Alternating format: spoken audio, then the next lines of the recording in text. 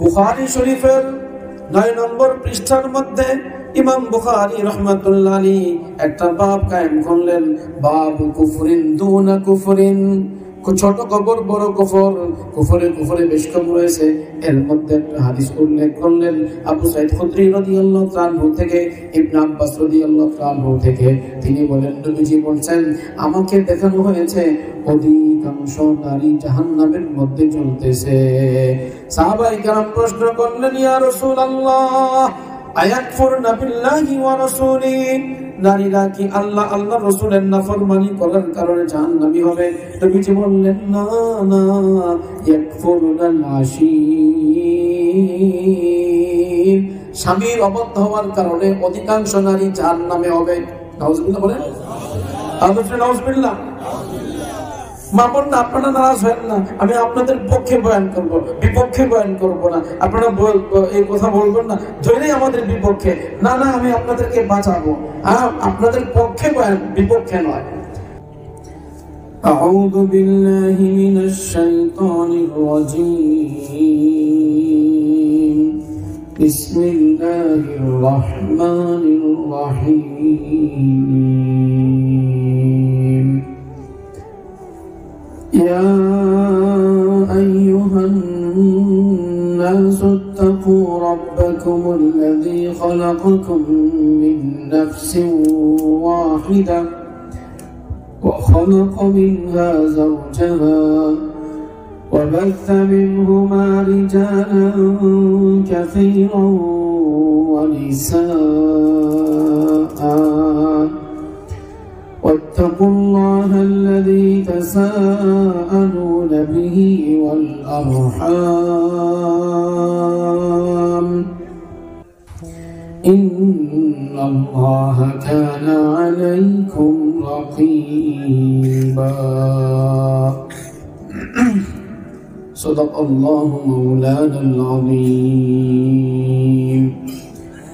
وجاء في حديث قال رسول الله صلى الله عليه وسلم الدنيا كلها متاع وخير متاع الدنيا المرأة الصالحة. وقال رسول الله صلى الله عليه وسلم تنكح المرأة لأربعين، لمالها ولحسبها ولدينها ولمالها فاظفر بذات الدين، أو كما قال رسول الله صلى الله عليه وسلم. وصدق رسوله النبي الكريم. له معقبات من بين يديه ومن خلفه يحفظونه من أمر الله.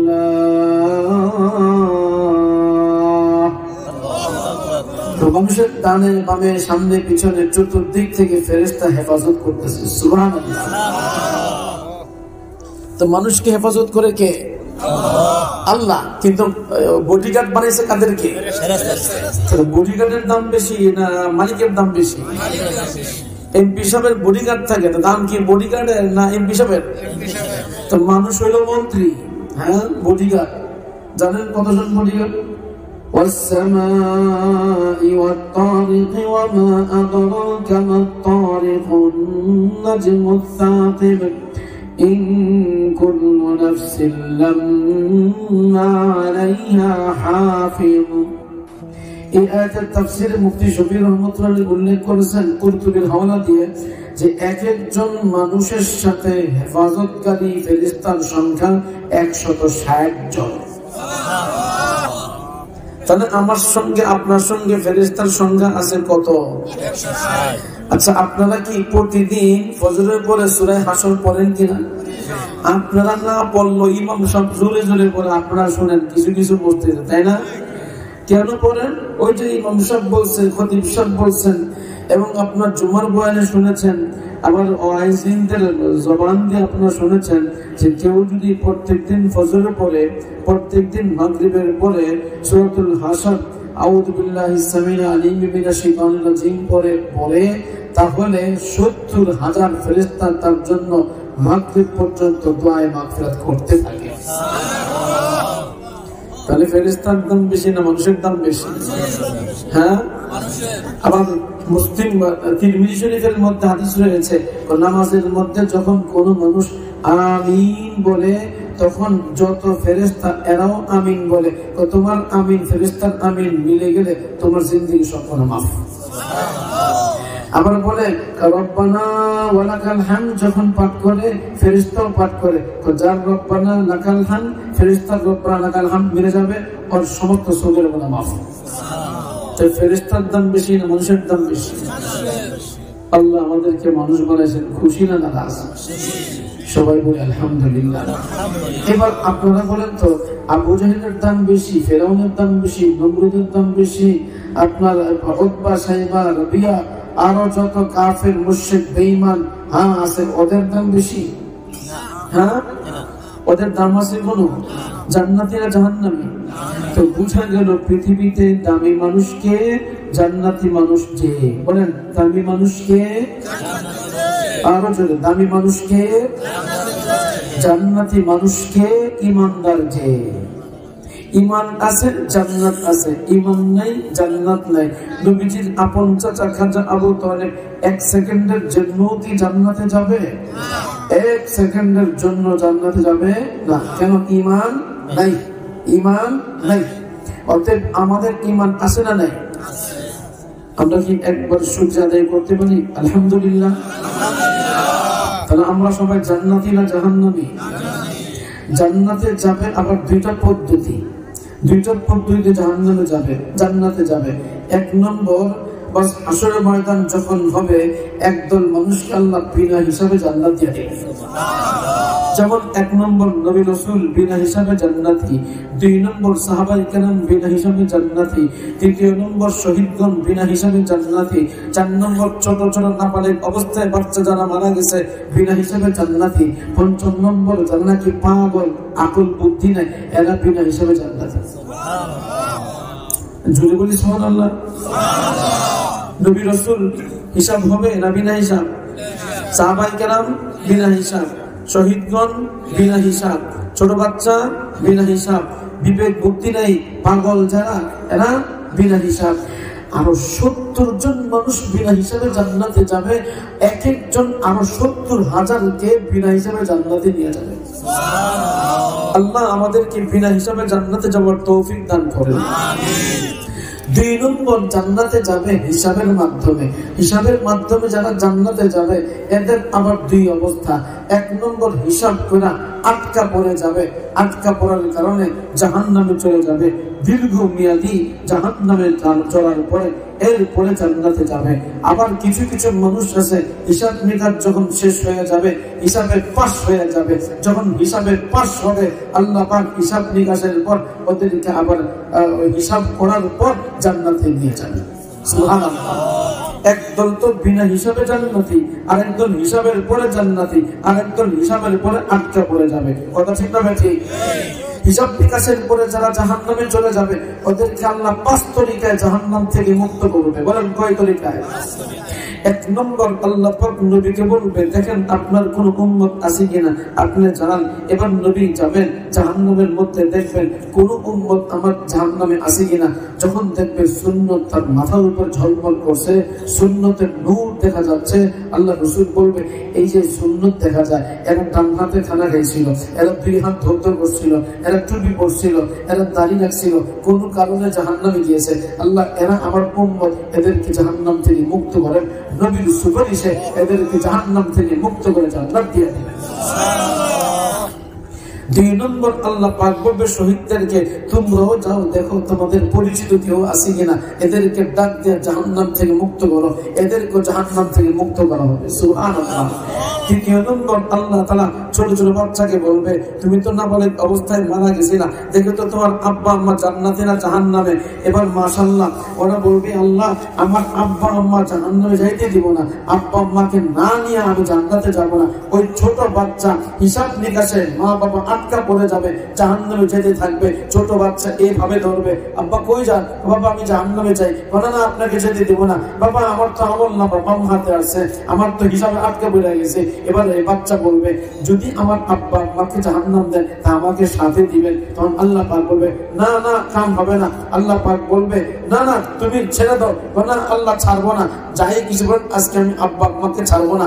আল্লাহ পাক বলে এই বাচ্চা যা বলে ওই বাচ্চার কথা মান্য করে মা বাপকে বাচ্চার সাথে জান্নাতে পাঠাই দেয়। বুঝতে পারতেছেন? তৃতীয় নম্বর আল্লাহ পাক শহীদকে বলবে মুক্ত করো, তো বাচ্চা গেল, শহীদ গেল, নবী গেল। চতুর্থ নম্বর আল্লাহ হাফিজে কোরআনকে বলবে দেখো তো কেউ আছে কিনা, এদের হাফিজে কোরআন 10 জনকে সুপারিশ করে জান্নাতে নেওয়ার ব্যবস্থা করবে। পঞ্চম নম্বর আল্লাহ আলেমে দ্বীনকে বলবে তোমার অনুসরণ করছে, তোমার কথা মান্য করছে, সকাল তাসবিহ সকাল সন্ধ্যা তাসবিহ আদায় করছে, নামাজ পড়ছে, রোজা রাখছে, হজ করছে, যাকাত দিছে, দাড়ি রাখছে, গুনাহ করে নাই, অন্যায় করে নাই। দেখো তো তোমার পরিচিত কেউ আছে কিনা। আলেমে দ্বীন সুপারিশ করে বহু লোককে, হাজার হাজার লাখো কোটি মানুষকে মুক্ত করে জাহান্নাম থেকে জান্নাতে নেওয়ার ব্যবস্থা করবে। ষষ্ঠ নম্বর মহান আল্লাহ পাক ফেরেশতাদেরকে বলবে এ নবী কেউ আছে? ও নাই। হে সাহাবীরা কেউ আছে? ও নাই। শহীদগণ কেউ আছে জাহান্নামে পরিচিত? ও নাই। আল্লাহ জাহান্নামে আর আমাদের পরিচিত কেউ নাই। এবার আল্লাহ পাক ফেরেশতাদেরকে বলবেন, বুখারী শরীফের 111 নম্বর পৃষ্ঠার হাদিস, এ ফেরেশতারা যাও না, দেখো না কোন মানুষ আছে কিনা আল্লাহ ওয়ালা, ঈমান আছে, আমলে ত্রুটি ছিল, ওদেরকে জাহান্নাম থেকে মুক্ত করে জান্নাতে নেওয়ার ব্যবস্থা করো। এরপর ফেরেশতা বলবে আল্লাহ চিনবো কিভাবে, জানবো কিভাবে? সবাই তার কালো হয়ে গেছে, কয়লা হয়ে গেছে, জাহান্নামের আগুনে পুড়তে পুড়তে মাথা থেকে পা পর্যন্ত কয়লা হয়ে গিয়েছে, কিভাবে চিনবো, কিভাবে জানবো? মহান আল্লাহ পাক বলবেন ও ফেরেশতারা যাও যাও, জাহান্নামের আগুনে জ্বলে মাথা থেকে পা পর্যন্ত কয়লা হতে পারে, কিন্তু আমি আল্লাহকে জীবনে একবার সিজদা করছে, সিজদার অংশের মধ্যে আগুন লাগে নাই, হাতের মধ্যে আগুন লাগে নাই, হাঁটুর মধ্যে আগুন লাগে নাই, পায়ের আঙ্গুল গুলাতে আগুন লাগে নাই। ওই কপাল দেখে চিনবা এই ব্যক্তি জান্নাতি, এই ব্যক্তি ঈমানদার। ওদেরকে টান দিয়া জাহান্নাম থেকে মুক্ত করে জান্নাতে পৌঁছায় দেব।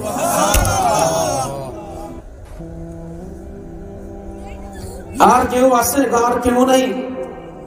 এবার আল্লাহ পাক বলবে আমি কিছু কিছু মানুষকে চিনি যাদেরকে তোমরা চিনো না। হ্যাঁ এরা ঈমান আনছিল কিন্তু দুনিয়ার মানুষ জানে না। এবার আল্লাহ পাক কুদরতি হাত ঢুকায় দিবেন, কোটি কোটি মানুষকে আল্লাহর হাতের মধ্যে এনে জান্নাতের সামনে একটা আবে হায়াত থাকবে, ওই জায়গার মধ্যে ফেলে দিয়ে এদের সমস্ত ময়লা দূর করে 10 দুনিয়া পরিমাণ জান্নাত দিয়া বলবে ওদের ঈমান ছিল, আমলে ত্রুটি ছিল, তোমরা কেউ চিনো না, তোমরা কেউ জানো না, আমি আল্লাহ জানি, এদেরকে মুক্ত করে দিলাম। সুবহানাল্লাহ বলি। তাহলে আমরা জাহান্নামে গেল তো চিন্তা নেই, জাহান্নাম থেকে বের হবো, কিন্তু কোটি কোটি বছর জাহান্নামে চলতে পারবো? আরো জোরে। 1 মিনিট কি আপনার আঙ্গুলটা দুনিয়ার আগুনের মধ্যে রাখতে পারবেন? সম্ভব? 1 মিনিট রাখা সম্ভব? উফ, দুনিয়ার আগুন, মোমবাতির আগুনে একটা আঙ্গুল দিয়ে উফ করি, তো জাহান্নামের আগুনে জ্বলবো কিভাবে? অতএব জাহান্নামের আগুন থেকে বাঁচতে রাজি আছেন? কে কে রাজি? হাত তুলে। এবার আমি বয়ান শুরু করব। আল্লাহ যতক্ষণ বয়ান করায়, 1 ঘন্টা, 1.5 ঘন্টা, 2 ঘন্টা, 2.5 ঘন্টা, 3 ঘন্টা, আমি এখন বলতে পারবো না, 1.5 ঘন্টা, যতক্ষণ বয়ান আল্লাহ করায় আপনারা শুনবেন তো ইনশাআল্লাহ? হ্যাঁ শুনে যাবো তো ইনশাআল্লাহ? আপনারা শুনতে চাইলে শোনাবো, আর শুনতে না চাইলে অফ করে দিব। এতক্ষণ পর্যন্ত ভূমিকা টানলাম। অতএব এবার আসুন, আমরা কি জান্নাতে বিনা হিসাবে যেতে চাই না হিসাবের সাথে? আল্লাহ আপনি আমাদেরকে বিনা হিসাবে জান্নাত দান করেন, মা বোনদেরকে বিনা হিসাবে জান্নাত দান করেন। আরো জোরে আমিন। সবাই বলেন আমিন। এবার প্রশ্ন করব, জান্নাত জাহান্নাম আছে না নাই? ও এখনো আল্লাহ তৈরি করে নাই না? তৈরি করা হয়ে গেছে। ওয়াউযলিফাতিল জান্নাতু লিল মুত্তাকিন,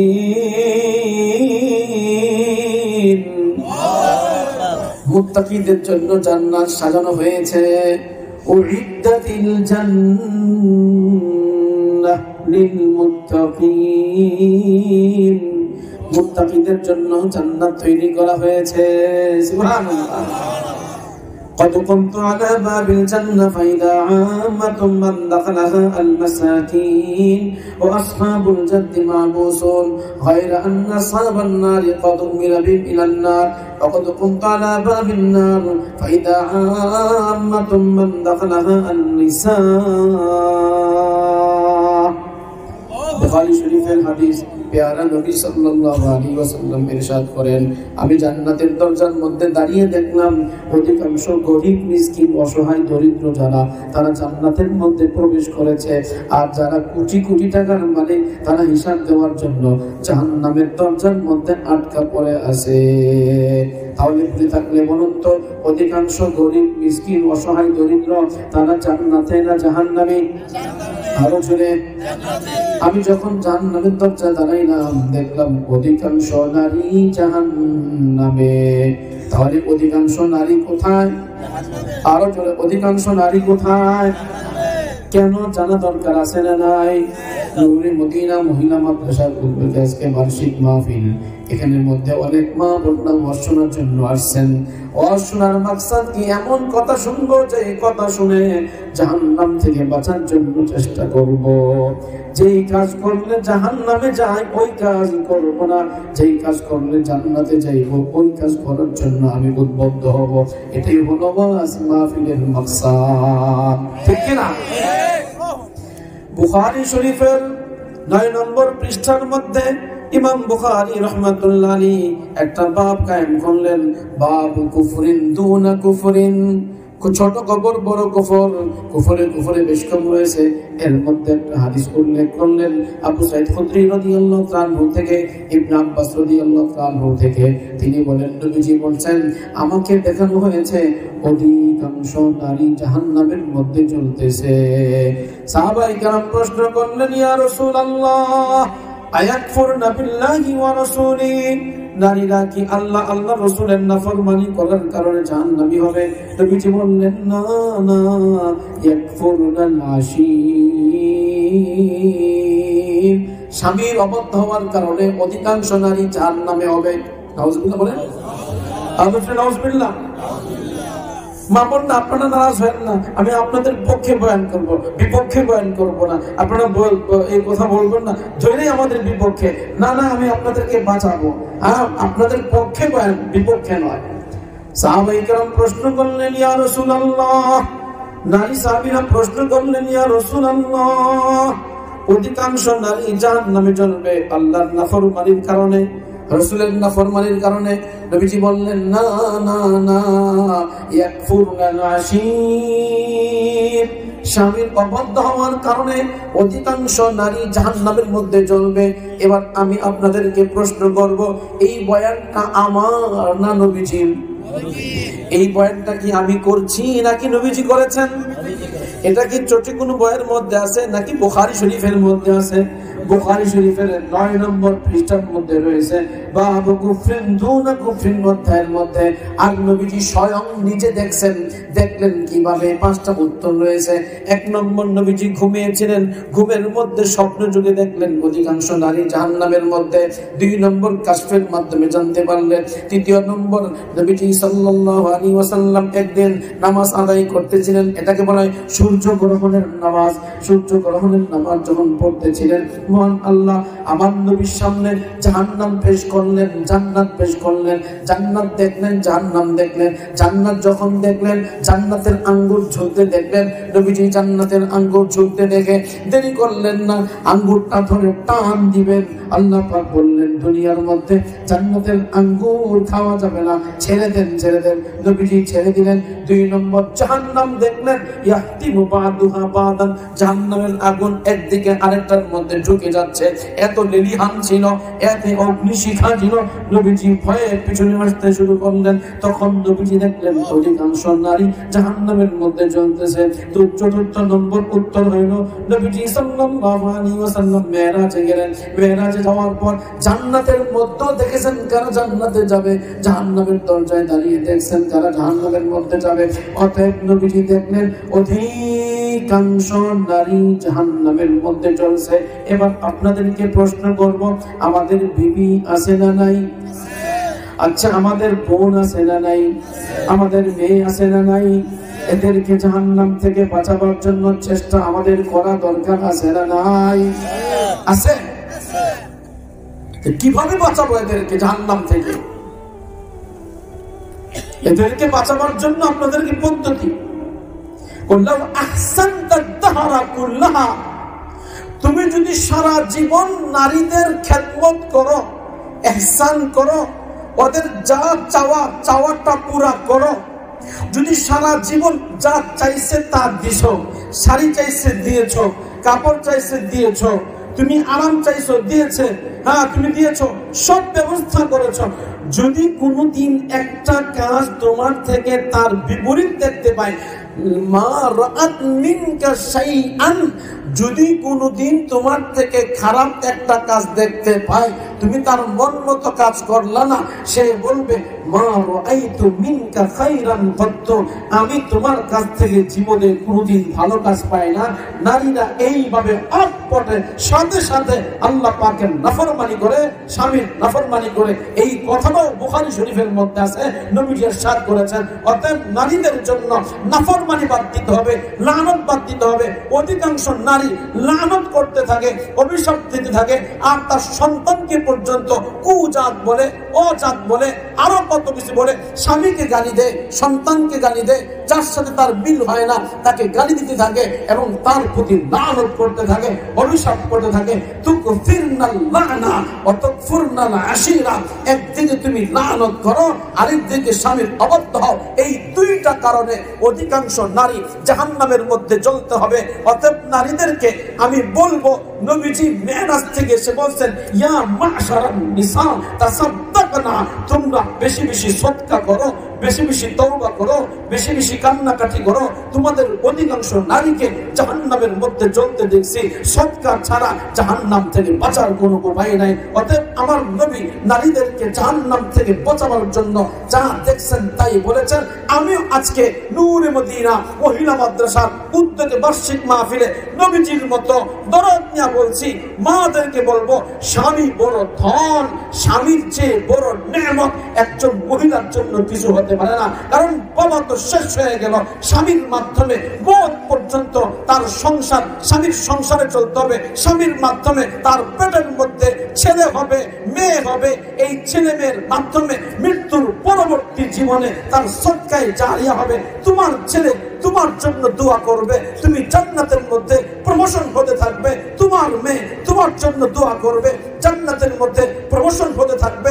তোমার সন্তান মা বলে বলে দোয়া করতে থাকবে, জান্নাতের মধ্যে তোমার উত্তীর্ণ হবে, জান্নাতের মধ্যে তোমার তারাক্কি হবে।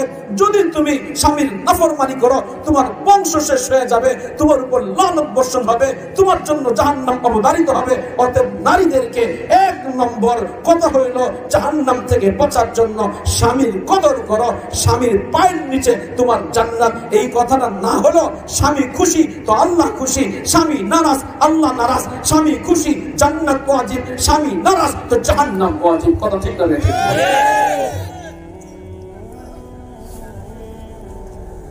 কথাগুলো বেশি করা হয়ে গেল মনে হয় না?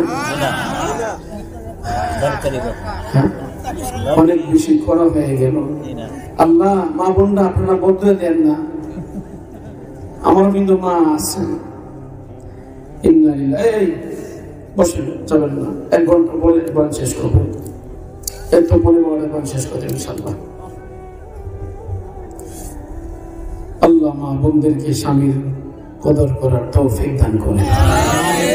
ছোট্ট একটা ঘটনা বলি, ছোট্ট একটা ঘটনা, এরপরে বাকি কথা বলবো, আপনাদেরকে ধরবো, সবর করেন।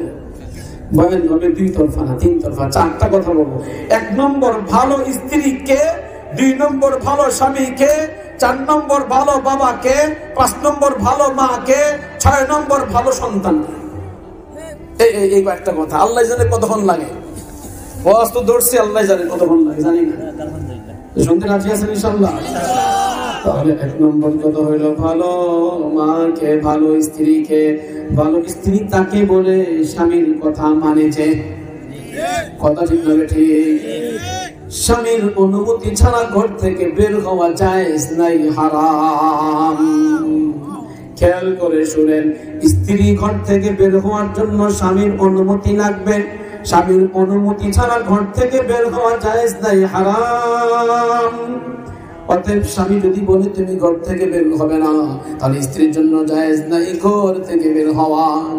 এক হাদিসের মধ্যে পাওয়া যায়, একজন স্ত্রী তার স্বামী বিদেশ চলে গেছে, অর্থাৎ জিহাদে চলে গেছে। এমন সময় স্বামী বলে গিয়েছে, যেই ঘরের মধ্যে রেখে যাচ্ছি এই ঘর থেকে যাবে না, বাজার সদায় যা হয় আমি ব্যবস্থা করব তোমার জন্য, নিচে যাওয়ার অনুমতি নেই, দোতলায় থাকবা। স্বামী কিন্তু নিষেধ করে গিয়েছেন। এবার স্বামী তো চলে গেছেন বিদেশে, বিদেশ মানে জিহাদ করার জন্য চলে গেলেন। এমন সময় খবর আসলো তার বাবা অসুস্থ। এবার তিনি চিন্তা করলেন বাবাকে এক নজর দেখার জন্য যাওয়া দরকার। বাবা এত বেশি অসুস্থ, বাবা আসতে পারে না, বাবাকে দেখার জন্য যাওয়া দরকার। প্রত্যেকটা সন্তান তার বাবাকে দেখার জন্য যায়, মাকে দেখার জন্য যায়। এবার চিন্তা করলেন স্বামী নিষেধ করছেন, এবার বাবাকে দেখার জন্য যাব কিনা। চিঠি লিখলেন নবীজির কাছে, ইয়া রাসূলুল্লাহ, স্বামী তো নিষেধ করেছে, এখন আমি আমার বাবাকে দেখতে যেতে চাই, আপনি অনুমতি প্রদান করেন। নবীজি বললেন, আমি রাসূল অনুমতি দিতে পারি না, তার কারণ এই জায়গার মধ্যে প্রধানমন্ত্রী স্বামী, স্বামীর আদেশ পালন করা জরুরি। আল্লাহর আদেশের পরে স্বামীর আদেশ যদি আপনার না হয়, গুনাহ না হয়, গুনাহের কাজ না হয়, আদেশ পালন করা জরুরি। যাও, তোমার বাবাকে দেখার অনুমতি নাই, ঘরে বসে থাকো। স্বামীর কথা মান্য করো, তার কারণ বিয়ের পরে বাবার আর কোনো অধিকার থাকে না, স্বামীর অধিকার থাকে সবচেয়ে বেশি। ঠিক না বেশি? 2 নম্বর, বাবা মারা গেলেন, আল্লাহর রাসূল আব্বা তো ইন্তেকাল করলেন, আব্বাকে দেখতে যাব। নবীজি বলছেন দেখার অনুমতি নাই। কেন? স্বামী নিষেধ করেছে। এখন তো মোবাইল আছে, তখন তো মোবাইল ছিল না, ঠিক না? এখন হ্যালো, জি জি আপনি কই? আমি আমেরিকাতে আছি। শুনছেন নি আমার আব্বা তো মারা গেছে, যাবো নি? আচ্ছা যাও যাও। তখন কি মোবাইল ছিল? তখন তো মোবাইল ছিল না।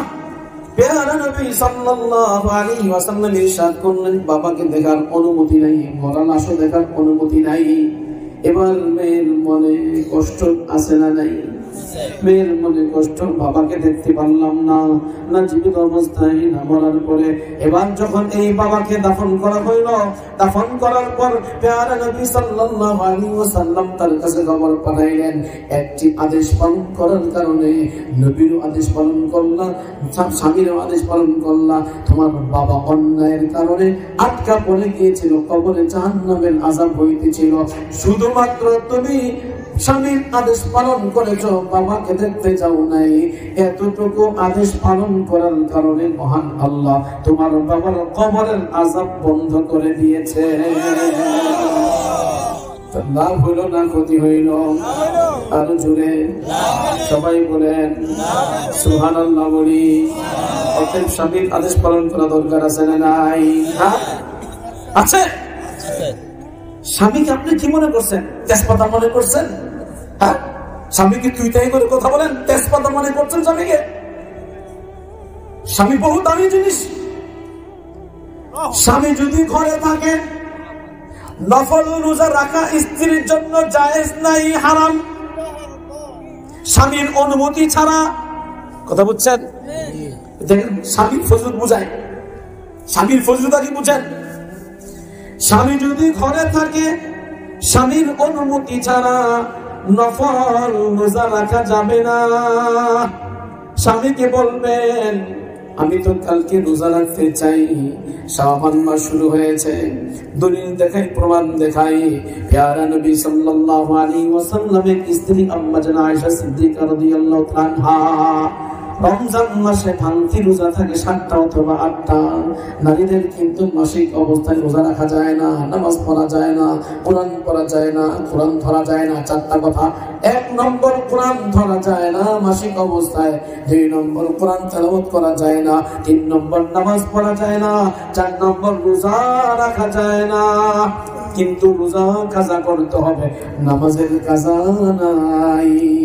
বলেন মাসিক অবস্থায় কিসের কাজা নাই? নামাজের কাজা নাই। কিসের কাজা আছে? রোজার কাজা আছে। প্যারা নবী সাল্লাল্লাহু আলাইহি ওয়াসাল্লামের স্ত্রী আমাদের আম্মা জান আয়েশা সিদ্দিকা রাদিয়াল্লাহু তাআলা রমজান মাসে মাসিকের কারণে 7 দিন 8 দিন যে রোজাটা ভাঙতে হইতো, এই রোজাটা শাওয়াল মাসে রাখতেন না, জিলহজ মাসে রাখতেন না, জিলকদ মাসে রাখতেন না, মুহররম মাসে রাখতেন না, সফর মাসে রাখতেন না, রবিউল আউয়াল রাখতেন না, রবিউল সানি রাখতেন না, জুমাদাল উলা, জুমাদাল উখরা, রজব মাস, এই 7-8 মাস রাখতেন না। শাবান মাসে আম্মা জান আয়েশা সিদ্দিকা গত রমজান মাসে রোজা রাখতেন। প্রশ্ন করা হইল, আপনি গত রমজান মাসের রোজা ভাঙতি রোজা 7টা 8টা রোজা রাখতে পারেন নাই, সেই রোজাটা আপনি শাবান মাসে রাখেন কেন?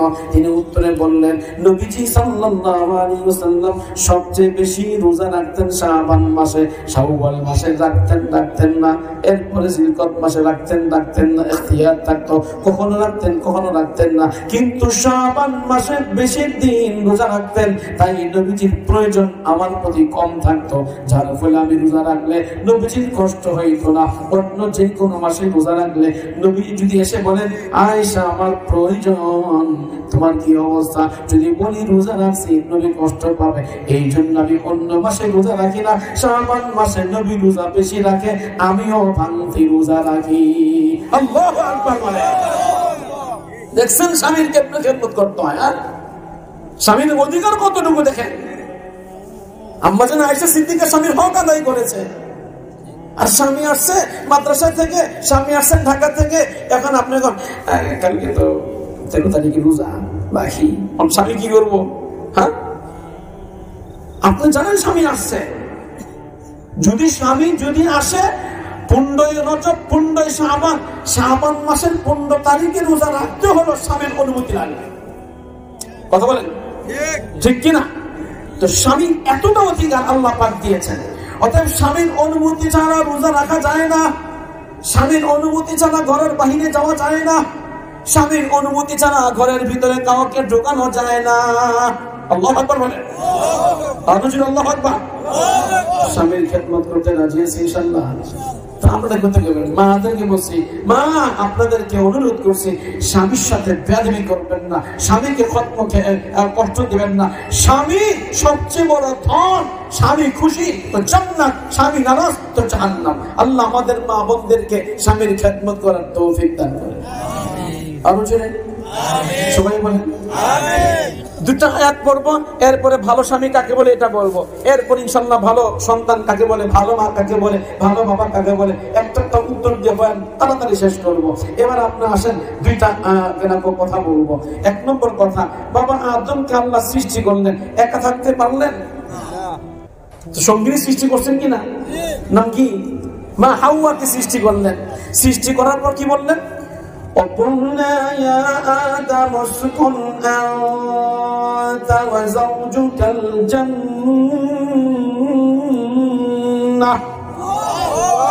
আদম তুমি তোমার বিবি সাপকে নিয়ে জান্নাতের মধ্যে বসবাস করো। এই বাচ্চা কথা বলবো না। আদম তুমি তোমার বিবি সাপকে নিয়ে জান্নাতের মধ্যে বসবাস করো। বাবা আদমকে আল্লাহ পাক স্ত্রী নিয়ে জান্নাতের মধ্যে বসবাস করতে বললেন। অতএব জান্নাতের মধ্যে একা যাব নাকি বিবি নিয়ে যাব? আরো জোরে সবাই বলেন। এই উঠো না, একটু বসো, যাওয়া যাবে না। হ্যাঁ, স্বামী স্ত্রী বয়ান করতেছি, জান কেন? এত মজার বয়ান, স্বামীর স্ত্রী বয়ান। কেউ যাবেন না কেন? কিন্তু আমি একদম ইশারাতে পিটটি, ভালো করে বোঝেন। বাবা আদম কি বলছে? স্ত্রীকে নিয়ে জান্নাতে থাকো। আচ্ছা আচ্ছা আচ্ছা, মাশাআল্লাহ মাশাআল্লাহ, খুব খেয়াল করে শুনেন। আল্লাহ তাআলা কাল কিয়ামতের ময়দানে যখন নাকি ঈমানদারকে জান্নাতে যেতে বলবে, ঠিক বাবা আদমকে যে আদেশ করেছেন ওই আদেশটাই আমাদের করবেন। ইয়া ইবাদি লা খাউফুন আলাইকুমুল ইয়াওমা ওয়া লা আনতুম তাহজানুন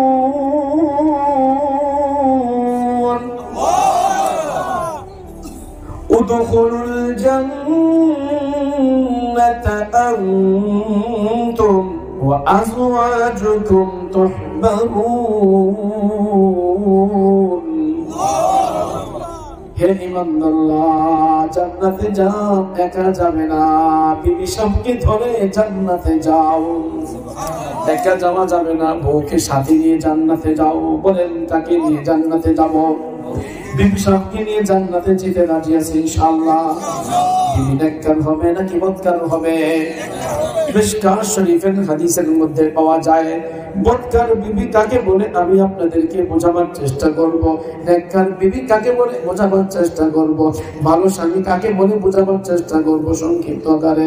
প্যারা নবী সাল্লাল্লাহু আলাইহি ওয়াসাল্লাম বলেছেন, একজন মানুষ স্বামী, আরেকজন মানুষ স্ত্রী, দুইজন, একজন নেক স্বামী, আরেকজন নেক স্ত্রী। নেক স্বামী কাকে বলে, নেক স্ত্রী কাকে বলে? রাত্রে যখন উঠলো নামাজ পড়ার জন্য, তাহাজ্জুদের নামাজ, স্বামী উঠার পরে চিন্তা করলো আমি একাই দোয়া করব, আমি একাই নামাজ পড়ব। বিবি সাহেবকে ডাক দেই, এবার বিবি সাহেবকে ডাক দিছে, বিবি সাহেব করতে রাজি না। এবার বিবি সাহেবকে উঠাইবার জন্য চোখের মধ্যে পানির ছিটা মারলো। বিবি সাহেব চোখে পানির ছিটা পেয়ে চিন্তা করলো কি ব্যাপার, দেখে যে স্বামী ডাকতেছে, লাফ দিয়ে উঠে গেল, নামাজ পড়তে শুরু করলো। বিবি কিন্তু চোখটা কুচকায় নাই, অর্থাৎ তার যে কপালটা, তার কপালের মধ্যে ভাঁজ পড়ে নাই, উঠে গেল, নামাজ পড়তে শুরু করলো। বিবি একদিন আগে ঘুম থেকে উঠার পর তাহাজ্জুদের নামাজ পড়ছে, চিন্তা করলো আমি একাই পড়বো, স্বামীকে নিয়ে পড়ি। এবার স্বামীকে ডাক দিয়েছে, স্বামী উঠে না, এবার পানির ছিটা মারলো। স্বামী পানির ছিটা পাওয়ার পর চিন্তা করলো কি ব্যাপার, পানির ছিটা কেন মারলো? স্ত্রী বললো নামাজ কি পড়বেন না? স্বামী উঠে গেল, নামাজ পড়তে শুরু করলো। যেই স্বামী স্ত্রী এই মেজাজের হবে, ওই স্বামী স্ত্রী বিনা হিসাবে জান্নাতের মধ্যে চলে যাবে। আল্লাহু আকবার। এই নেক স্বামী, নেক স্ত্রী। تتجافى جنوبهم عن المضاجع يدعون ربهم خوفا وطمعا ومما رزقناهم ينفقون।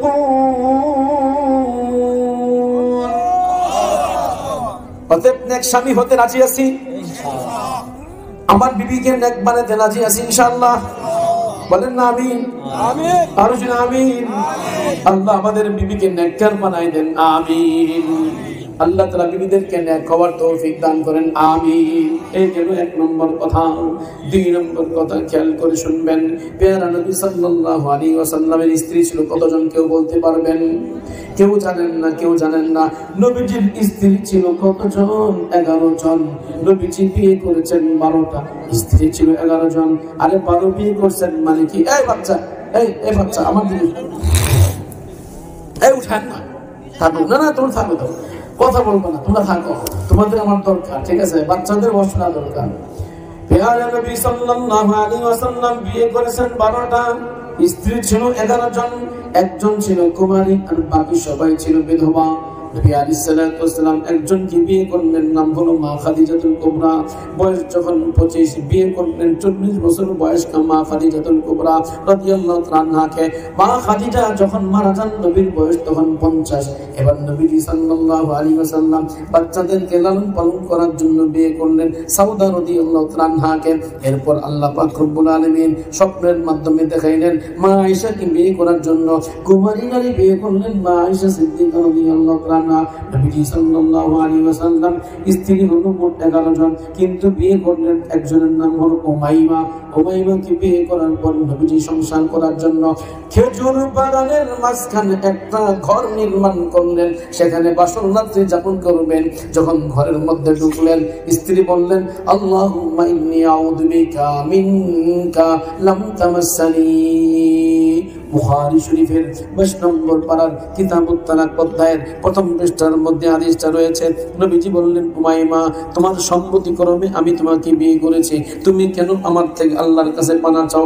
স্পর্শ করতে না করলা, তুমি আমার জন্য বৈধ, আমি তোমার জন্য বৈধ, তুমি হালাল, আমি হালাল, অতএব স্পর্শ করার তুমি সুযোগ দাও, তুমি কেন স্পর্শ করতে না করছো?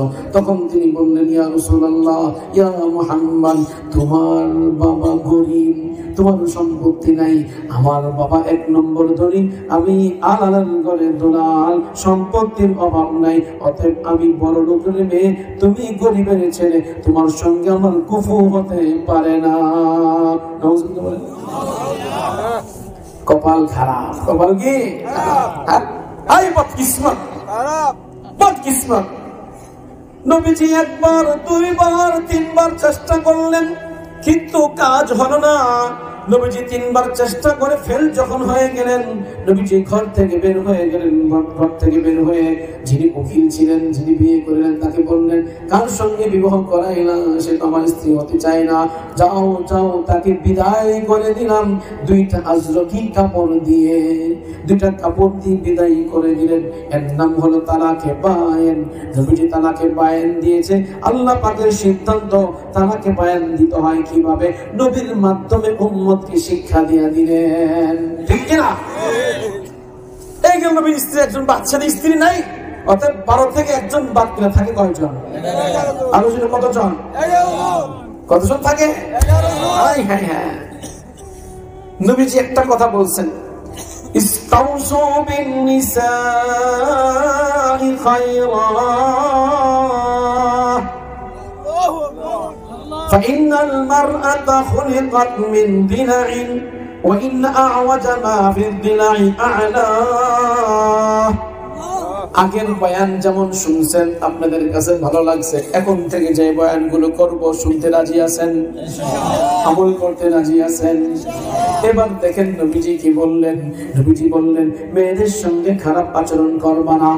বিবি বলে তার সঙ্গে খারাপ আচরণ করা যাবে না, তার সঙ্গে ভালো আচরণ করো। ভালো আচরণ করার কথা স্বামীদেরকে বললেন। কেন বললেন? কেন বললেন? নবীজি ইরশাদ করেন, নারীদেরকে সৃষ্টি করা হয়েছে বাম পাজরের বক্র হাড্ডি দ্বারা। বক্র হাড্ডির নির্যাস থেকে নারীদেরকে সৃষ্টি করা হয়েছে।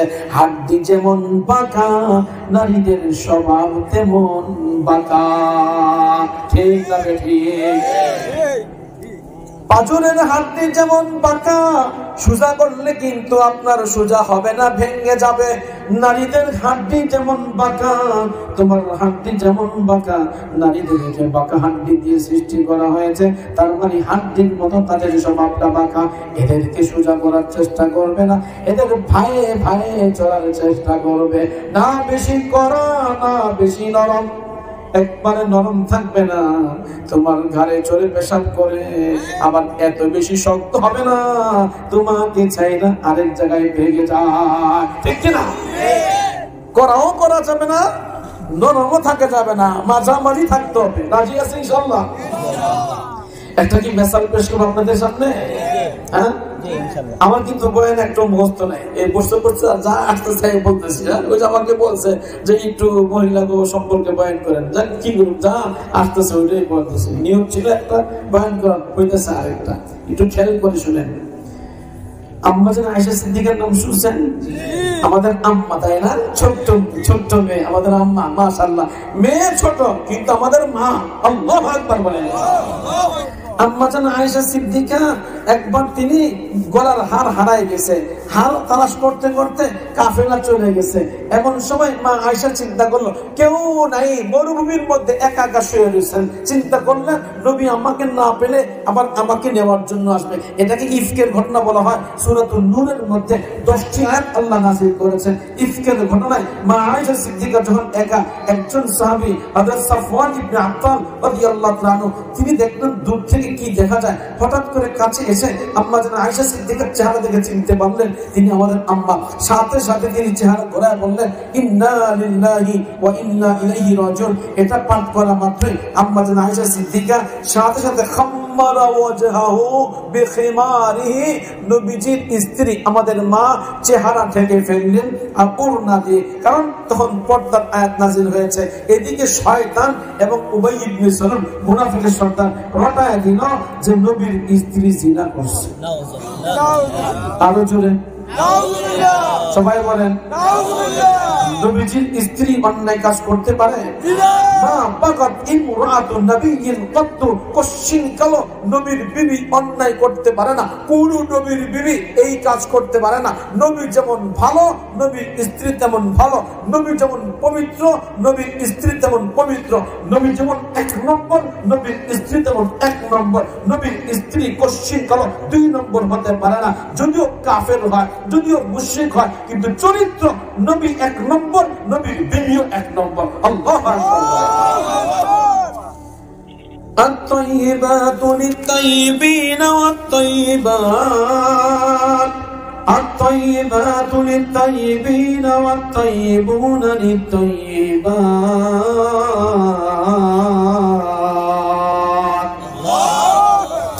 নবীজি এবার আম্মা জান আয়েশা সিদ্দিকার কথা শুনে বলেন আয়েশা তুমি কি এরকম কাজ করছো আল্লাহ পাক সবকিছু করতেছে আমি কাজ করবো হ্যাঁ কচুর ভাই ভেবে চিন্তা দেখো না আমি তো এই কাজ করিনি এরপরে তিনি বাবার বাড়ি চলে গেলেন কাঁদতে কাঁদতে কাঁদতে কাঁদতে কাঁদতে কাঁদতে একদম শুকায় গেছেন কাঠ হয়ে দীর্ঘদিন পরে আল্লাহ আয়াত নাজিল করছেন আল্লাহ কি করছেন আয়াত নাজিল করেছেন অনেক ঘটনা লম্বা চূড়া সব বলা যাবে না আমার তো অনেকগুলো বিষয় আছে এই জন্য সংক্ষিপ্ত বলছি এবার আল্লাহ পাক আয়াত নাজিল করলেন ইন্নাল্লাযীনা জাউ বিল ইফকি উসবাতুম মিনকুম লা তাহসাবুহু শাররান লাকুম বাল হুয়া খায়রুল লাকুম আল্লাহ পাক আয়াত নাজিল করে জানাই দিলেন আপনার বিবি অন্যায় কাজ করে নাই আপনার বিবি এক নম্বর মুনাফিকরা মিথ্যা কথা রটাইছে শয়তান মিথ্যা কথা রটিয়েছে এবার আবু বকর সিদ্দিক বললেন হে আমার মেয়ে তুমি নবীর কাছে যাও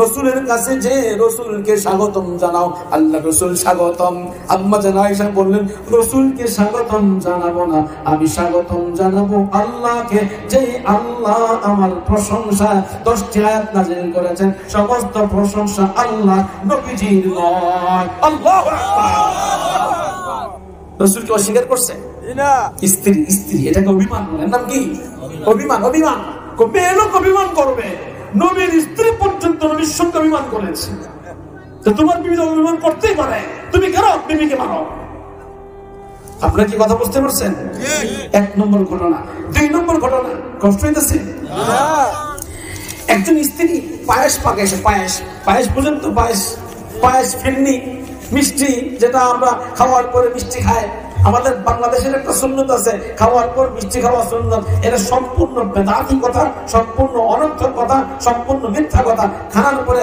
মিষ্টি খাওয়া সুন্নত এটা একদম জাল কথা এটা কোনো হাদিসের মধ্যে নেই কথা কি বুঝাইতে পারছি খাওয়ার পরে মিষ্টি খাওয়া সুন্নত এই কথা কখনো বলবেন না এটা সম্পূর্ণ মিথ্যা কথা আচ্ছা যেমন খাওয়ার পরে মিষ্টি খাওয়া আমাদের দেশীয় একটা রসম আমাদের দেশীয় একটা নিয়ম এটা বলেন সুন্নত বলবেন না ঠিক আছে সুন্নত বললে সেটা নবীর দিকে নিসবত হয়ে যায় আল্লাহ আমাদেরকে বোঝার তৌফিক দান করুন আমিন বলেন পায়েস পাকায়া আম্মা জান আয়েশা সিদ্দিকার বাড়ির দিন নবীজির কাছে পাঠাইছে আল্লাহ রাসূল আপনি তো আমার বাসায় খাইলেন না পায়েসটা পাকাইছিলাম অনেক মজা হয়েছে আপনিও খান বিবিও আম্মা জান আয়েশাও খান এবার যখন পায়েস পাঠাই দিলেন আল্লাহ রাসূল বললেন আয়েশা চলো তুমিও খাও নাও তুমি খাও আমি খাই ওই বিবিও খান এবার আম্মা জান আয়েশা সিদ্দিকার হাতে যখন পেয়ালা দিছে মা আয়েশা সিদ্দিকার পেয়ালা আস্তে করে হাত থেকে ছেড়ে দিলেন পেয়ালা দুই টুকরা হয়ে গেল পেয়ালা দুই টুকরা হওয়ার পরে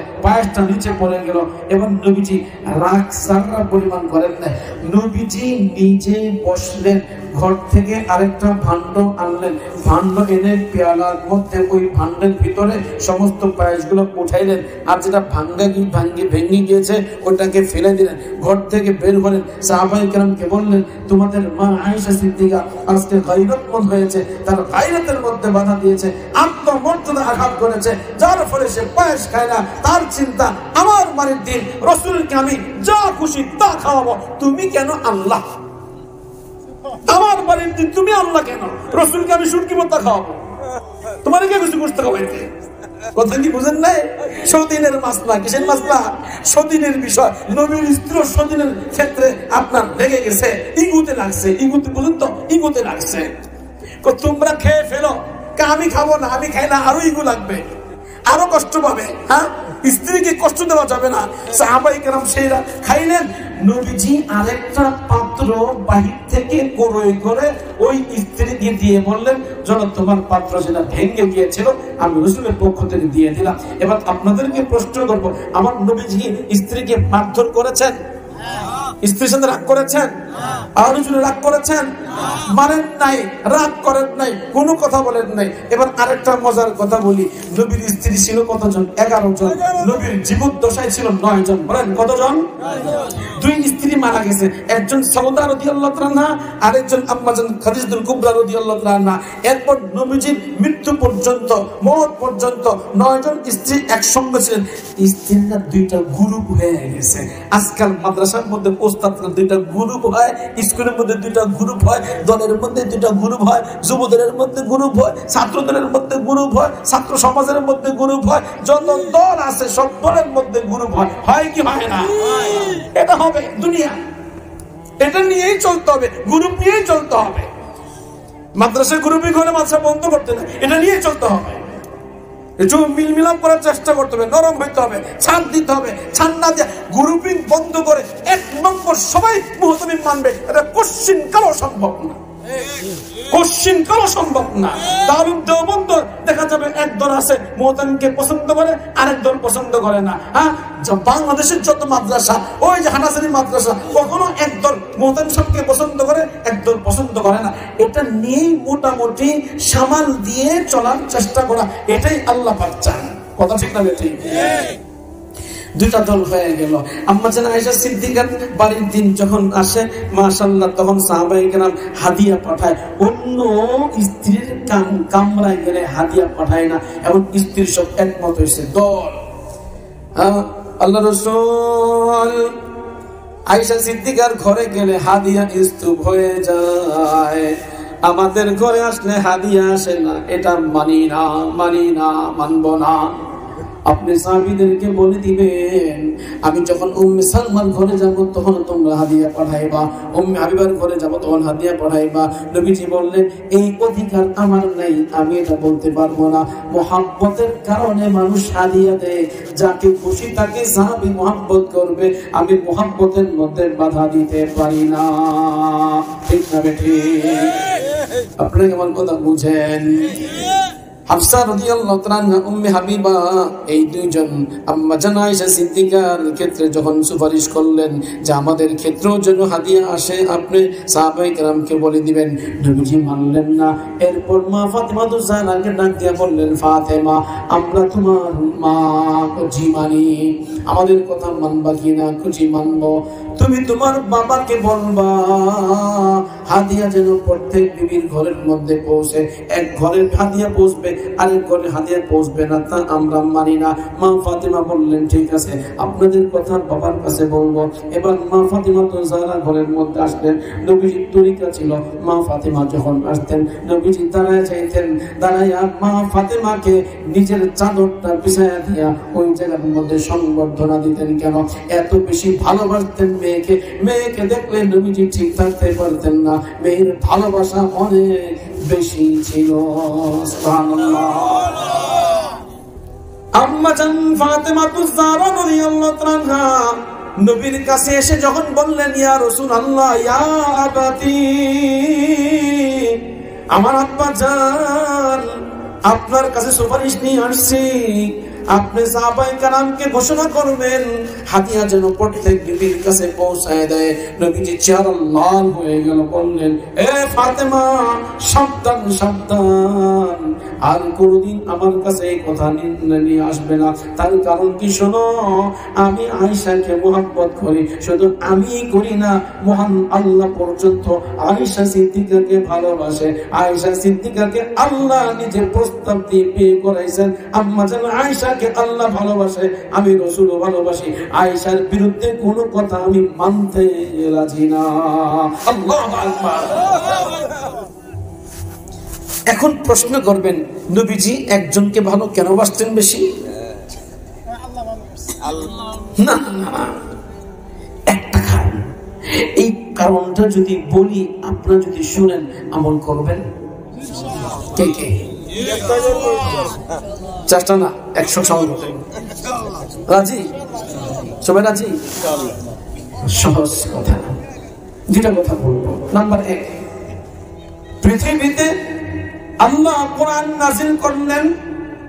কোরআন নাযিল করার পর কোন পুরুষ আগে হাফেজে কোরআন হতে পারে নাই। প্রথম হাফেজে কোরআন হয়েছেন একজন নারী, তার নাম আম্মা জান আয়েশা সিদ্দিকা রাদিয়াল্লাহু তাআলা। বুঝে থাকলে বলুন তো প্রথম হাফেজ হয়েছেন কে? আরো জোরে নাম কি? নাম কি? আয়েশা। শুধু এতটুকু না, কোন বিবি রাসূলকে কোনো প্রশ্ন করতে পারতেন না। বুখারী শরীফের 23 নম্বর পৃষ্ঠায়, বুখারী শরীফের 23 নম্বর পৃষ্ঠার মধ্যে হাদিস রয়েছে, আম্মা জান আয়েশা সিদ্দিকা রাদিয়াল্লাহু তাআলা আনহা যখন কোন বিষয় বুঝতেন না, রাসূলকে ডাইরেক্ট প্রশ্ন করতেন, নবীজি উত্তর দিতেন। একবার না, দুইবার না, তিনবার। অন্য বিবিরা প্রশ্ন করতেন না, আম্মা জান আয়েশা সিদ্দিকা প্রশ্ন করতেন। আম্মা জান আয়েশা সিদ্দিকার এমন বুদ্ধি ছিল, এমন জেন ছিল, নবী যা বলতেন সব মুখস্থ, যা দেখতেন সব মুখস্থ। 2210টি হাদিস, আবার বলছি 2210টি হাদিস মা আয়েশা সিদ্দিকা রওয়ায়াত করেছেন। শুধু তাই না, ওমর ইবনে খাত্তাব পর্যন্ত আম্মা জান আয়েশা সিদ্দিকার কাছে এসে ইলম শিক্ষা অর্জন করেছেন। আবু হুরায়রা ছাত্র, ওমর ইবনে খাত্তাব ছাত্র, ইবনে আব্বাস ছাত্র, ইবনে ওমর ছাত্র, ইবনে মাসউদ ছাত্র, যত ছোট ছোট সাহাবী, বড় সাহাবী সবাই আম্মা জান আয়েশা সিদ্দিকার কাছে এসে ইলম শিক্ষা অর্জন করেন। তার কারণ আল্লাহ পাক এত মেধা দিয়েছেন, এত ইলম দিয়েছেন, এতটা জাহিলা ছিলেন। নবীর সাথে থাকতে থাকতে থাকতে থাকতে আল্লাহ পাক নবীর মেজাজ মা আয়েশা সিদ্দিকাকে দান করে দিয়েছে। আল্লাহু আকবার। একটা উদাহরণ পেশ করি। সাহাবী একজন হাদিস পেশ করতেছিলেন, রাসূল সাল্লাল্লাহু আলাইহি ওয়াসাল্লামকে দাঁড়িয়ে পেশাব করতে দেখেছি, অতএব দাঁড়িয়ে পেশাব করা জায়েজ। আম্মা জান আয়েশা সিদ্দিকা বললেন, সাহাবীরা আমার থেকে শোনো, লা তুসাদ্দিকু, তোমরা বিশ্বাস করবে না, মাইয়াকুল বালান নবী সাল্লাল্লাহু আলাইহি ওয়াসাল্লাম কাইমান, নবীজি দাঁড়িয়ে পেশাব করছে, তোমরা বিশ্বাস করবে না। আমার থেকে শোনো, নবীজি কেমনে পেশাব করছেন। নবীজি বসে বসে পেশাব করেছেন। আমি রাসূলকে 1 বছর না, 2 বছর না, 9টি বছর দেখছি। আমার চোখে জীবনও কোনোদিন রাসূলকে দাঁড়িয়ে পেশাব করতে দেখি নাই। অতএব আমার থেকে শোনো, দাঁড়িয়ে পেশাব নয়, বসে পেশাব করা নারীদের জন্য, পুরুষের জন্য, সবার জন্য সুন্নাত। দাঁড়িয়ে পেশাব করা সুন্নাত হতে পারে না। রাসূল যদি কোনোদিন দাঁড়িয়ে পেশাব করে, সেটা ওযরের কারণে ছিল, সেটা রিওয়ায়াত করবে না। সেটা রিওয়ায়াত করলে উম্মত বিভ্রান্ত হবে। আমি আয়েশা বলছি, বসে পেশাব করা সুন্নাত, দাঁড়িয়ে নয়, ওযরের মাসলা বাদ। সুবহানাল্লাহ। এত শক্তভাবে কে বলতে পারে? অতএব আপনারা কি আমাদের মেয়েদেরকে, আপনাদের মেয়েদেরকে মাদ্রাসায় ভর্তি করতে রাজি আছেন? কে কে হাত তোলেন, হাত তোলেন, হাত তোলেন। আরে মেয়ে না হোক নাতি, ওসিয়ত করে যাবেন, আমার বংশের মধ্যে মেয়েকে আমি হাফেজ বানাবো, আলেম বানাবো। রাজি আছেন ইনশাআল্লাহ? আল্লাহ কবুল করেন। আমিন। আম্মা জান আয়েশা সিদ্দিকার ওয়াজ করলে তো 1 ঘন্টা লাগবে। আম্মা জান আয়েশা সিদ্দিকা মাসিক অবস্থায় ছিলেন। নবীজি রানের উপর মাথা রেখেছেন। কোন মায়ের রানে মাথা রেখে কোরআন তেলাওয়াত করেন নাই, একমাত্র মা আয়েশা সিদ্দিকা মাসিক অবস্থায় রানের উপর মাথা রাখবেন। নবীজি শুয়ে গেলেন। নবীজিকে বললেন, ইয়া রাসূলুল্লাহ, আমার তো মাসিক। নবীজি বললেন, মাসিক যেখানে, ওখানে তো আমি হাত দিচ্ছি না, ওখানে মাথা রাখছি না, মাথা রাখছি রানের মধ্যে। দেখেন মাসিক অবস্থায় নবীজি কতটুকু ভালোবাসা দিলেন। মাসিক অবস্থায় রানের মধ্যে মাথা রাখলেন। মাথা রেখে এবার কোরআন তেলাওয়াত করতে শুরু করলেন। আলিফ লাম মিম যালিকাল কিতাবু লা রাইবা ফীহি হুদাল লিল মুত্তাকিন। দলিল পেশ করলেন, মাসিক অবস্থায় রানের মধ্যে যদি হাত লেগেও যায়, মাথা যদি লেগে যায়, এতে কোনো গুনাহ হবে না। 1 নম্বর।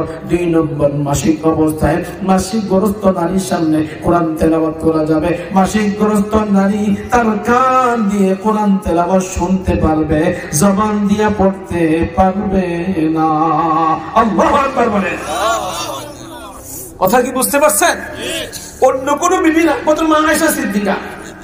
আম্মা জান আয়েশা সিদ্দিকা মাসিক অবস্থায় আছেন। কোথায় আছেন? ঘরের মধ্যে। নবীজি আছেন কোন জায়গায়? মসজিদের মধ্যে। এবার নবীজি ইতিকাফ করতেছেন মসজিদের মধ্যে। আম্মা জান আয়েশাকে বললেন, আয়েশা আমার মাথাটা ধুয়ে দাও, আমি তো ইতিকাফের মধ্যে আছি।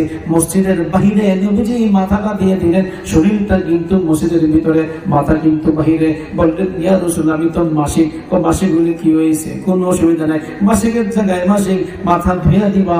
এবার আম্মা জান আয়েশা সিদ্দিকা মাসিক অবস্থায় রমজান মাসে শেষ দশকে নবীজি ইতিকাফ অবস্থায় ছিলেন, মাথাটা ধুয়ে দিলেন, পরিষ্কার করে দিলেন, চিরুনি করে দিলেন, দেখায় দিলেন। মাসিক অবস্থায় বিবি স্বামীর খেদমত করতে পারে, চুল ধুইতে পারে।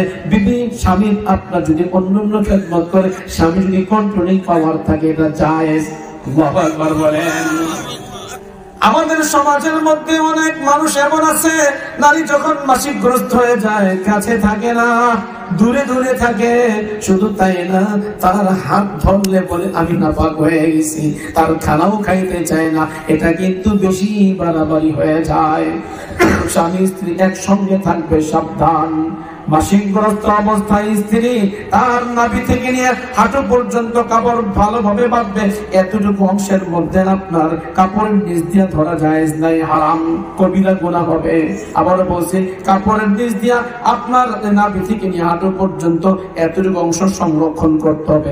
এরপরে ধরাধরি যদি করেন, যদি কন্ট্রোল করা যায়, তাহলে জায়েজ না, জায়েজ না। স্ত্রী যদি মাসিকগ্রস্ত হয়, তাকে ধাক্কা মেরে ফেলে দিবেন না, আরেক রুমের মধ্যে রাখবেন না, একসঙ্গে থাকবেন, সাবধানে থাকতে হবে। প্রয়োজনে একটু আলাদা একই বিছানার মধ্যে থাকার চেষ্টা করেন, কন্ট্রোল করার জন্য চেষ্টা করেন। আমার নবীজি মানুষকে সুন্দরভাবে শিক্ষা দিয়েছেন, মাসিক হয়ে গেলে মহিলা খারাপ হয়ে যায় না, সেও তো একজন মানুষ। মাসিক না হলে সন্তান হবে কোথায় থেকে? কথা ঠিক না ঠিক? সব মাসে তো বলতে পারলাম না। হ্যাঁ, বলতেন না, আপনি তো বুড়ো হয়ে গেছেন, আপনি তো বুড়ো হয়ে গেছেন। তুমি বলতাম নি, কে কে শুনবেন না? তুলে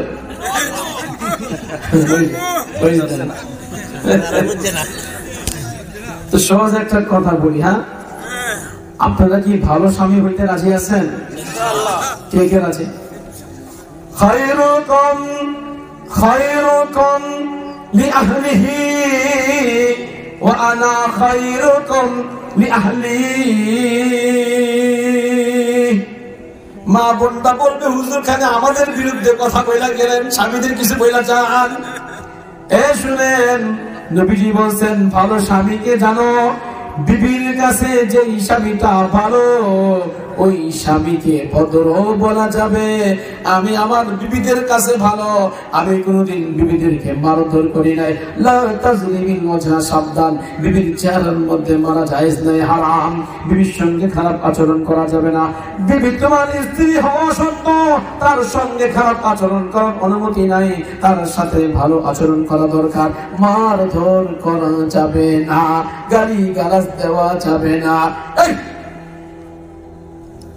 বজ্জাত, এই কুচা, তোর বাবা বলি না, তোর বাবা তোর খাওয়াইছে, এই যে কথাগুলো বলেন না, এটা আপনার ক্ষতি। কেন? আপনার সন্তান এই মহিলার পেটের ভিতরে। এই সন্তান, আপনি যদি বিবিকে গালি দেন, তাহলে এই গালির আসরটা পেটের ভিতরে সন্তানের মধ্যে যা পড়বে। ঠিক কিনা বলেন? অতএব বিবিকে মারাও যাবে না, বিবিকে গালিও দেওয়া যাবে না। রাজি আছেন? এতদিন যারা মারছেন তওবা করেন, আর মারবো না, বলেন। তোর মারছেন কেন? ধরা পড়ছে, দেখছেন নি, ধরা খাওয়া গেছে। বিবিকে আর মারবো না, আল্লাহ আমাদেরকে মার থেকে হেফাজত করেন, আমি বলেন। আমি এবার একটা কথা বলি, শেষ বয়ান, যেহেতু লম্বত্র হয়ে গেছে। স্বামীর খেদমত করতে হবে, স্ত্রীকে ভালোবাসতে হবে, স্ত্রীর সাথে খারাপ আচরণ করা যাবে না। ছোট্ট একটা কথা বলবো, শেষ। এবার আমি বলবো আপনাদেরকে, মাশাআল্লাহ, এটা বয়ানটা আরো আগে করার দরকার ছিল, দেরি হয়ে গেল। নেক স্ত্রীর 3টা আলামত আছে। নেক স্ত্রীর কয়টা আলামত বলেন? আরো জোরে কয়টা আলামত? এই কথাটা বলে শেষ করব, লম্বা আলোচনা করবো। ভালো ছেলে, ভালো বাবা, ভালো মা, এগুলো বলতে গেলে প্রায় 3-4 ঘন্টা লেগে যাবে, অনেক সময় নষ্ট করা যাবে না। শুধু একটু বলবো, ভালো স্ত্রী কে? 3 তিনটা আলামত যেই মহিলার মধ্যে পাওয়া যায় তাকে বলবে ভালো স্ত্রী। বলেন ভালো স্ত্রী কয়টি আলামত? আরো সবাই বলেন। এই ছাত্ররা খেয়াল করো, এই সবাই খেয়াল করেন। 1 নম্বর, ইজা আমারতাহা আতাআতকা, স্বামী যদি স্ত্রীকে আদেশ করে রাত 2টার সময়, আমার ক্ষুধা লাগছে ভাত খাবো, স্ত্রী বলে তোমার ভাত তুমি খাবো। রাত 2টার সময় আমি ভাত খাবো, যদি স্বামী বলে রাত 2টা বাজে ভাত খাবো, দেরি করো না, তুমি সাথে সাথে স্বামীর পেটে ক্ষুধা লাগছে তাড়াতাড়ি ভাত পাকাবো। স্বামীর আদেশ বল। প্রতিদিন যদি হয় স্বামী দুষ্ট, দুষ্ট স্বামী ও দুষ্টমি করে। স্বামী যদি স্ত্রীকে আদেশ করে, স্ত্রীর সাথে সাথে পালন করে, 1 নম্বর আলামত নেক বিবি হওয়ার জন্য। নেক বিবি হওয়ার আলামত কয়টি? কয়টি? 1 নম্বর আলামত, আদেশ করলে কি করে? শরীয়ত বিরোধী হবে না, শরীয়তের পক্ষে হইতে হবে। শরীয়ত বিরোধী যদি আদেশ করে, বন্ধু নিয়ে গেলেন বাসার মধ্যে, এবার স্ত্রীকে বললেন আমার বন্ধু আসছে, বন্ধুর বাড়িতে গিয়েছিলাম, বউটা কত সুন্দর করে সাজুগুজু করে আসছে, তুমি সাজো বন্ধুকে দেখাইবার জন্য, জায়েজ নাই হারাম, আমি সাজবো তোমাকে দেখাইবার জন্য, বন্ধুকে দেখাইবার জন্য সাজুগুজু করা যাবে না। আমার সৌন্দর্য, আমার গাল, আমার চোখের সৌন্দর্য, আমার হাসির সৌন্দর্য, আমার দাঁতের সৌন্দর্য, আমার সমস্ত অঙ্গ প্রত্যঙ্গের সৌন্দর্য একমাত্র কার জন্য? কার জন্য? সবাই বলেন কার জন্য? বন্ধুকে দেখানো কি নাই? বন্ধুকে দেখানো কি নাই? যায় নাই। বন্ধু আসছে, এসে বলে ভাবি আসসালামু আলাইকুম, ভাবি বলে ওয়ালাইকুম আসসালাম ওয়া রাহমাতুল্লাহ, ভাইজান কেমন আছেন? ফুষ্টি নাষ্টি করা জায়েজ নাই, সালামের উত্তর দেওয়া পর্যন্ত অনুমতি নাই। দেবরকে বলবো সাবধান, দেবরকে সালাম দেওয়া যাবে না, ভাইয়ের স্বামীর ভাইকে পর্যন্ত সালাম দেওয়া যাবে না। তার কারণ ভাইয়ের স্বামী, আরে ভাই আর স্বামীর ভাই, তার মধ্যে নফসানিয়াত আছে, খায়সাত রয়েছে। স্বামীর সঙ্গে ফুষ্টি নাষ্টি করা যাবে না, দেবরের সঙ্গে ফুষ্টি নাষ্টি করা যাবে না। স্বামীর ভাইকে, স্ত্রীর বোনকে হাদিসের পরিভাষায় হামুদ বলা হয়েছে, আল-হামু আল-মাউত, ঠিক কি না? হ্যাঁ, তো সাজুগুজু কার জন্য? বলেন কার জন্য? শরীয়ত বিরোধী কোন কাজের আদেশ করলে সেটা পালন করা যাবে না, 1 নম্বর কথা। 2 নম্বর শর্টকাট বলছি, ইজা নাযারতা ইলাইহা, এটা খেয়াল করবেন, মাদেরকে বলছি, ইদা নাযারতা ইলাইহা সাররাতকা, স্বামী ঘরে ঢোকার পর যখন স্ত্রীর দিকে তাকাবে, স্ত্রী স্বামীকে খুশি করে দিবে। এর অর্থটা বুঝতে হবে, মতামত বুঝুন, অর্থ বুঝতে হবে। ইদা নাযারতা ইলাইহা সাররাতকা, স্বামী ঘরে ঢুকলো, ঢোকার পরে স্ত্রীর দিকে তাকাইলো, এবার স্ত্রী স্বামীর দিকে এমন ভাবে তাকাবে, স্ত্রী খুশি, স্বামী খুশি হয়ে যাবে। এবার অর্থটা কি? অর্থটা আপনাদেরকে খুলে বলার চেষ্টা করছি। স্ত্রী 24 ঘন্টা ঘরের মধ্যে থাকে, 4 দেওয়ালের মধ্যে থাকে, স্বামী কিন্তু 24 ঘন্টা ঘরে থাকে না। স্বামী ফজরের পর বের হয়ে গেল ব্যবসা করার জন্য, অথবা চাকরি করার জন্য, অথবা ক্ষেত খামার করার জন্য। এবার প্রশ্ন করবো, জবাব দিবেন, ঘর থেকে যখন বের হয়, চাকরির স্থলে যায়, ব্যবসা করার জন্য যায়, রাস্তার মধ্যে কোনো মানুষ নাই, না আছে? সব পুরুষ, নারী আছে না নাই? আছে না নাই? ঘর থেকে বের হইলে সামনে দেখা যায় নারী।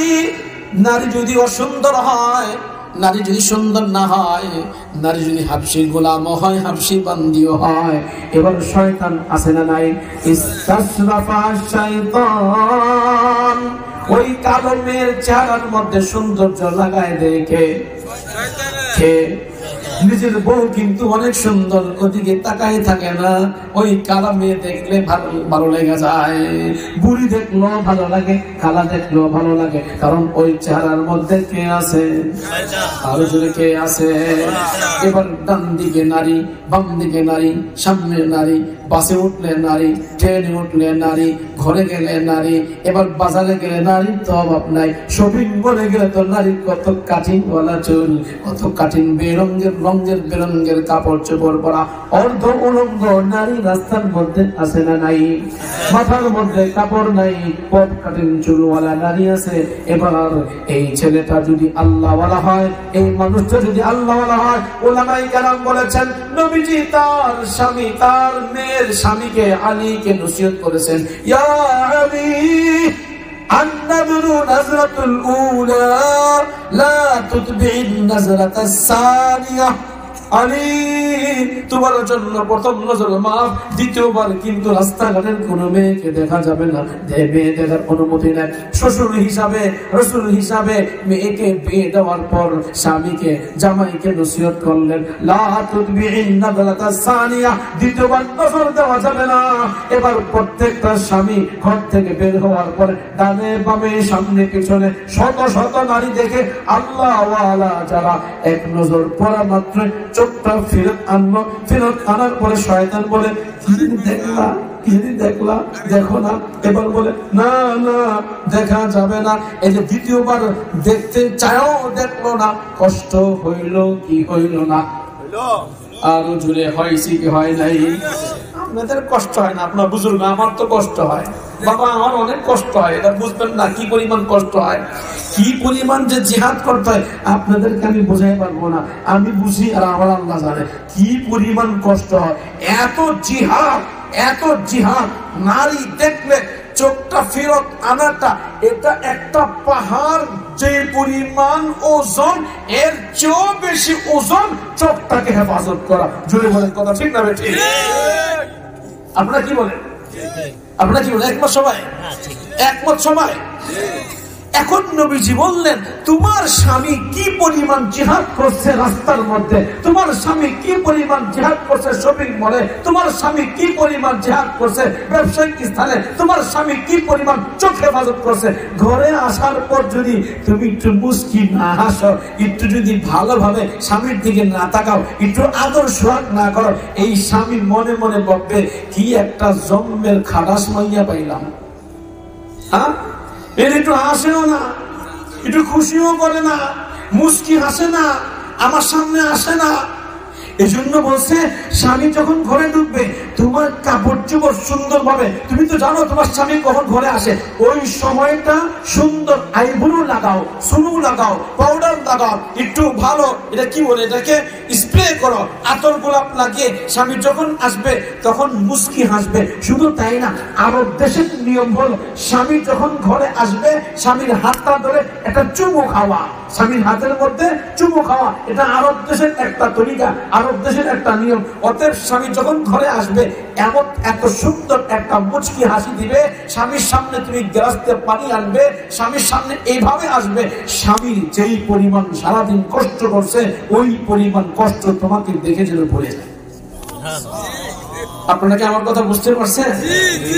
আচ্ছা, একটা মজার কথা বলি, বলেন কিন্তু শেষ পর্যায়ে আছে, 7 মিনিট আছে। কথা হলো এই, আপনি স্বামী সকালে নাস্তা করবেন বাসায়, আপনি স্বামী দুপুরে খানা খাবেন বাসায়, আপনি স্বামী রাত্রে খানা খাবেন বাসায়, কিভাবে খানা খাবেন? কষ্ট হইতেছে? হ্যাঁ, আরব দেশের নিয়ম, স্বামী যখন খানা খাবে, স্ত্রীর তরিকা হবে স্বামীর সাথে বসে থাকবে। খাও আর না খাও, স্বামীর সাথে বসে থাকো।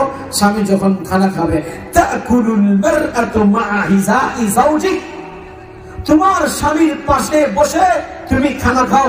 তুমি একা খানা খাবে না, স্বামী স্ত্রী বিয়ের পর থেকে মওত পর্যন্ত দুইজন একসঙ্গে খানা খাবে, অথবা সামনাসামনি খানা খাবে। স্বামী খাবে, তোমাকে দেখবে। মাঝে মধ্যে স্বামী অগোচরে ছেলে মেয়ে যেন না দেখে লুকমা তুলে খাওয়াই দিবে। কথা কি বুঝতে পারছেন? হ্যাঁ, আচ্ছা, ফায়দা কি হবে?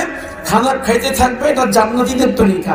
জান্নাতের মধ্যে স্বামী স্ত্রী দুইজন পাশাপাশি বসবে, স্বামী খাবে স্ত্রী খাবে, স্বামী খাবে স্ত্রী খাবে, স্বামী দেখবে স্ত্রী দেখবে।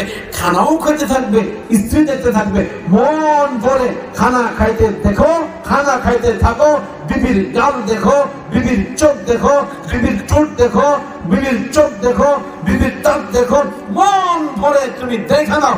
আর মনে মনে ভাবো সারা পৃথিবীতে নারীর অভাব নাই, কোন নারী আমার জন্য হালাল নাই, একমাত্র আমার জন্য হালাল এই নারী। ওদের মন ভরে দেখে নেই, দেখতে থাকবা, সব লিখতে থাকা হবে। যতক্ষণ দেখবা ততক্ষণ ফেরেশতা সব লিখতে থাকবে।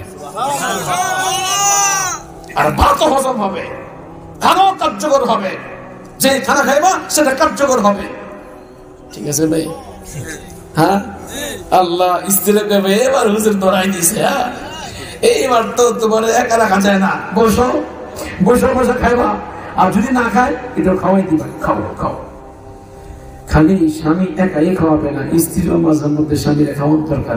কিন্তু স্ত্রী এরা পারে না, ওরা পারে না, চরম পায়। কথা বলছেন? ওরা পারে না। এই জন্য বেশি বলছেন তোমরাই খাওয়াও, ওদের হাতে খাওয়াতো না, তুমি খাওয়াই দিলে খুশি হইব, এটাই মজা। আল্লাহু আকবার বলেন। যাই গোপন কথাটা বলে ফেললাম, শেষ কথা 3 নম্বর কইতাম নেই। হ্যাঁ, 3 নম্বর, এইটা কিন্তু জরুরি। এখানে যত মহিলা বয়ান শুনতে আসছে অর্ধেকের বেশি এর উপর আমল নেই। আপনারা যারা আমার সামনে বসা, আপনাদের বিবি, আপনাদের মেয়ে, অর্ধেকের বেশি আমল নাই। শতকরা 5% আমল আছে, 95% আমল নাই। এই 3 নম্বরটা। অতএব বাংলাদেশের শতকরা 90% নারী 3 নম্বরটা নাই। না থাকার কারণে অধিকাংশ নারী জাহান্নামে যাবে, এই 3 নম্বরটা না থাকার কারণে। বলবো আমল করবেন, আপনারা করাবেন।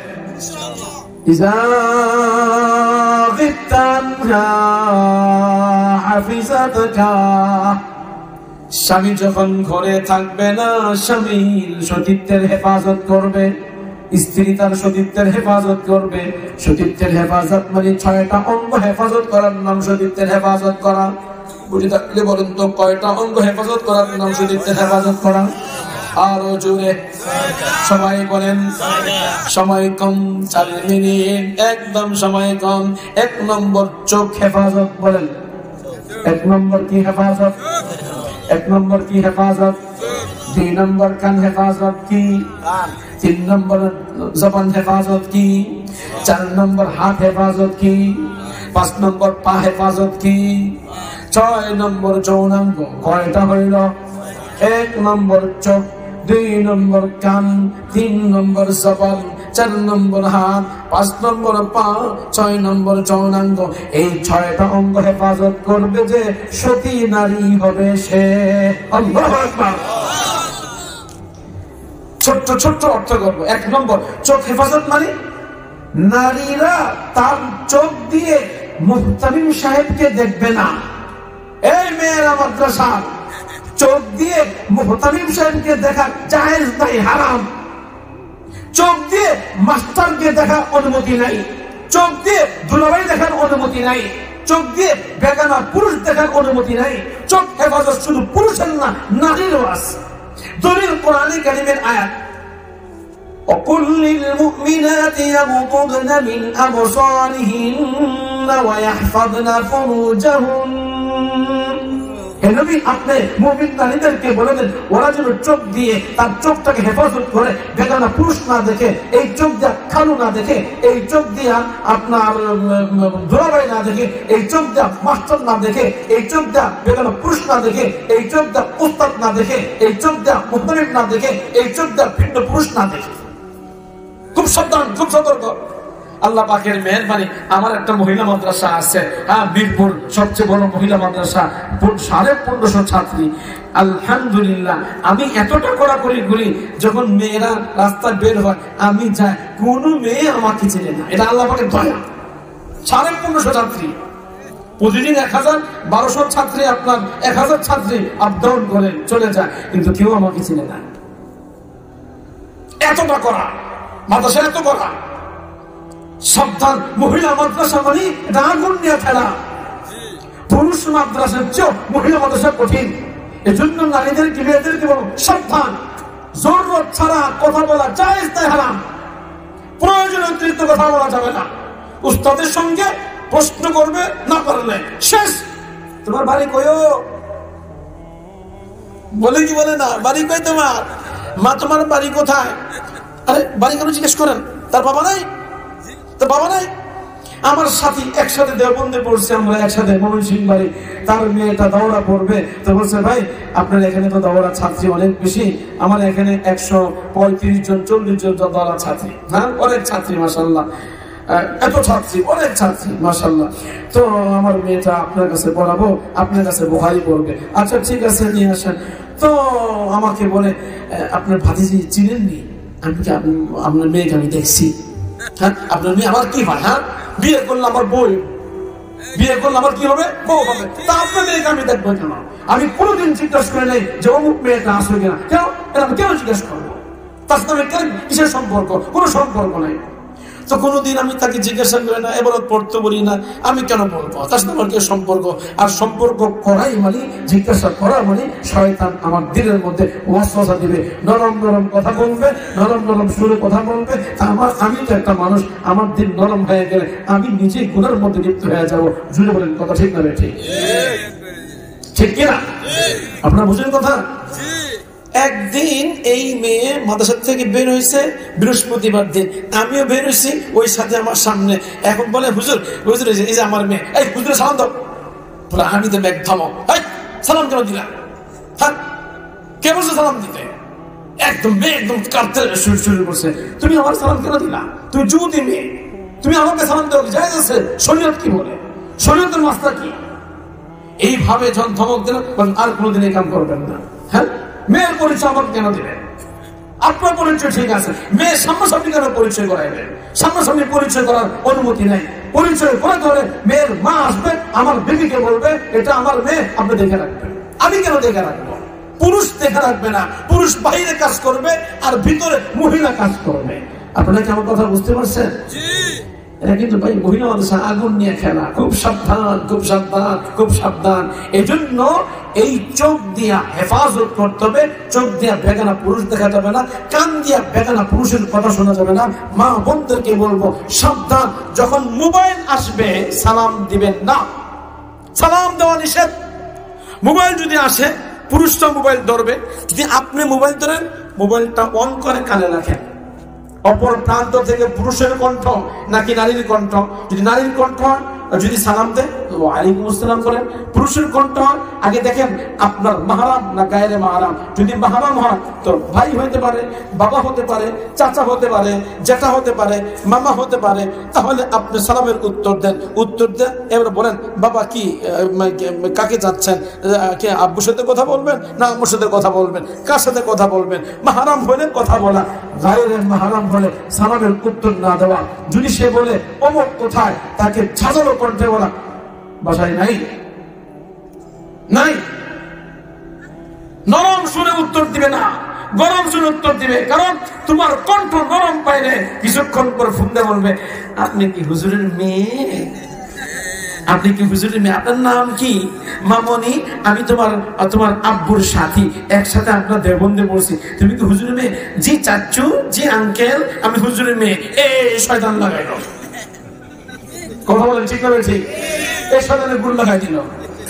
অতএব কান হেফাজত, চোখ হেফাজত, জবান হেফাজত, হাত হেফাজত, পা হেফাজত, যৌনাঙ্গ হেফাজত। আল্লাহ তাআলা আমাদের মা বোনদেরকে এই 6টা অঙ্গ হেফাজত করার তৌফিক দান করেন। আমিন। ওয়া আখিরু দাওয়ানা আনিল হামদুলিল্লাহি রাব্বিল আলামিন ওয়া সাল্লাল্লাহু তাআলা আলা নবিয়্যিল উম্মি ওয়া আলা আলিহি ওয়া আসহাবিহি আজমাইন।